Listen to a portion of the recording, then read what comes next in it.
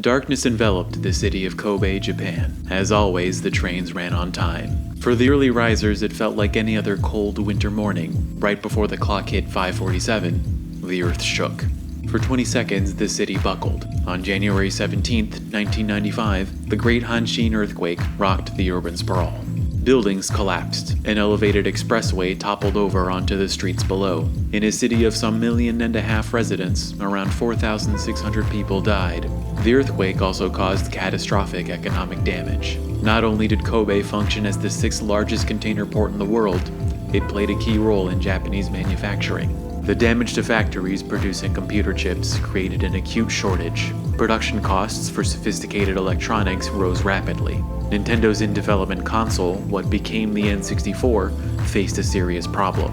Since its very inception, the N64 used cartridges rather than compact discs to play games. The earthquake and subsequent chip shortage drove up production costs of already expensive cartridge games. When Nintendo released the N64 a year later, it had to price its games much higher than the competition.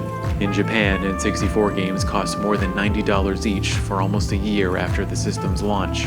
Within that period, Square released Final Fantasy VII on the PlayStation. It came on 3 CDs and cost $30 less. As time passed, Nintendo reduced prices, yet N64 games would always cost more than disc-based rivals. American N64 games released from $50 to $60, while PlayStation games ranged from $40 to $50. So, why did the N64 use cartridges? The answer, as always, money. Nintendo saw no profit in adopting the compact disc. In fact, the CD threatened the Nintendo way of doing business. Nintendo announced the development of Project Reality in the spring of 1994. Partnering with Silicon Graphics, Nintendo promised a console with the graphics output of professional-grade workstations. Sony and Sega were on the verge of releasing new consoles, and they both used CDs. Project Reality, however, used silicon-based cartridges like the Super Nintendo and the Nintendo Entertainment System before it. Nintendo defended the decision, citing optical media's long loading times and the immaturity of the format.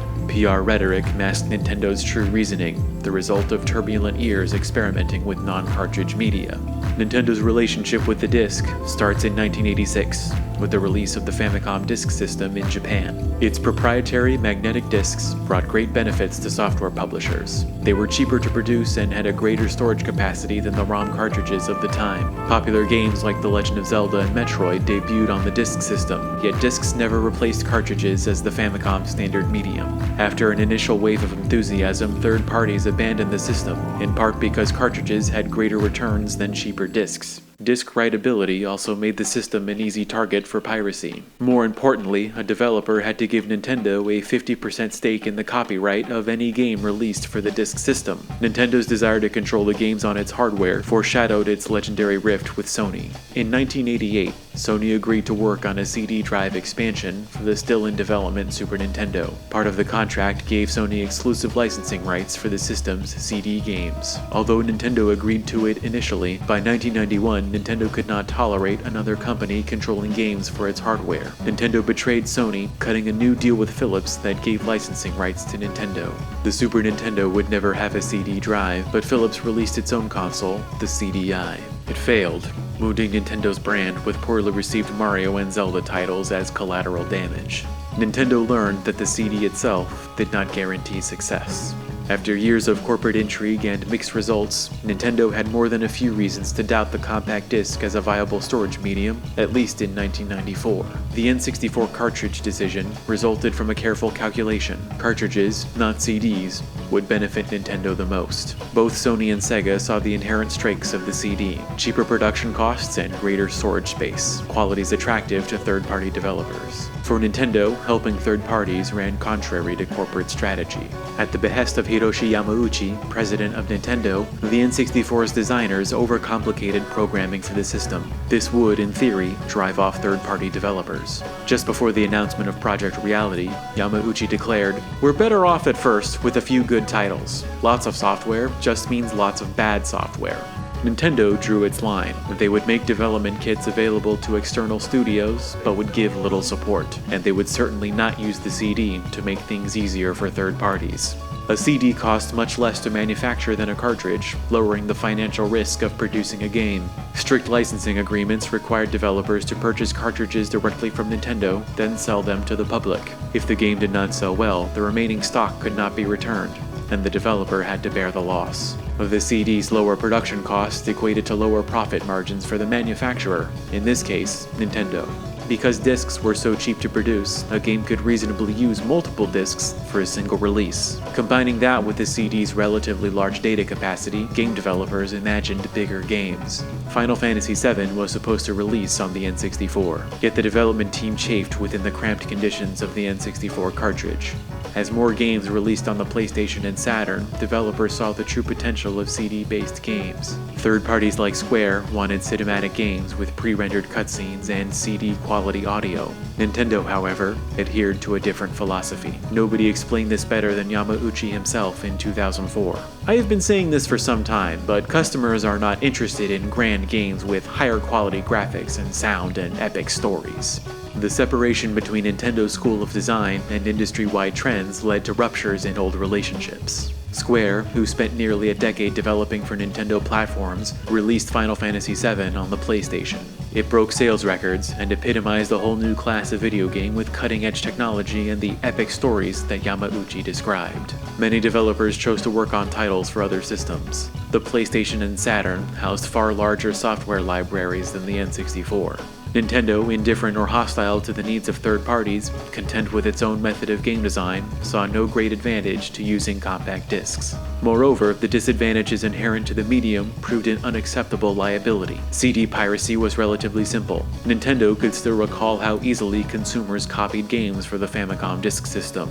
Optical discs had long access times. Meanwhile, cartridges could load almost instantaneously. But the single greatest flaw of the CD was not with the disc itself, but with the drive.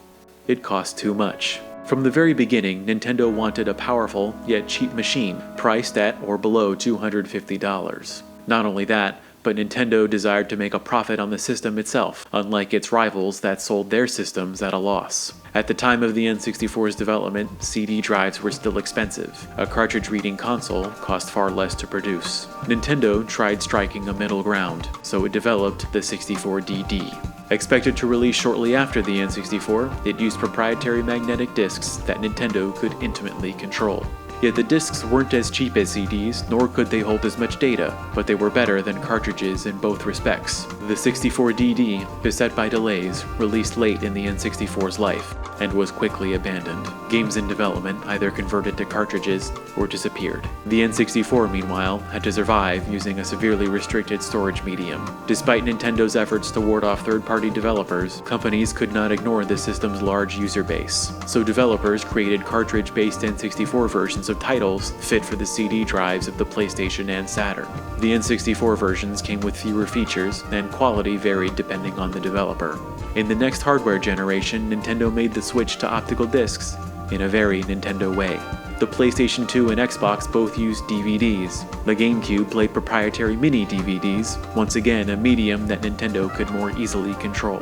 Nintendo also made a political statement. The GameCube was a machine that played games, not a multimedia hub like its competitors. Nearly a decade earlier, the PlayStation and Sega Saturn played music CDs, while the N64 could only play games. The N64 used cartridges because of corporate arrogance. Nintendo, represented by Yamauchi, believed it could thrive without the CD. Dismissing the needs of third parties, Nintendo saw greater profit in the cartridge via higher manufacturing margins and strict licensing controls. A cheaper, cartridge-reading console meant greater returns on hardware sales.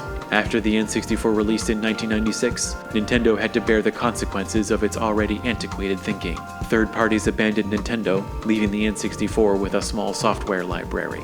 N64 games also cost more than the CD games in the time, leaving many consumers with the financial incentive of choosing another platform, even if the N64 itself was cheaper. By the early 2000s, Nintendo earned the reputation of a stubborn company, unable or unwilling to adapt to the rapidly evolving video games industry, a reputation difficult to shake off. Thanks for watching, and mahalo!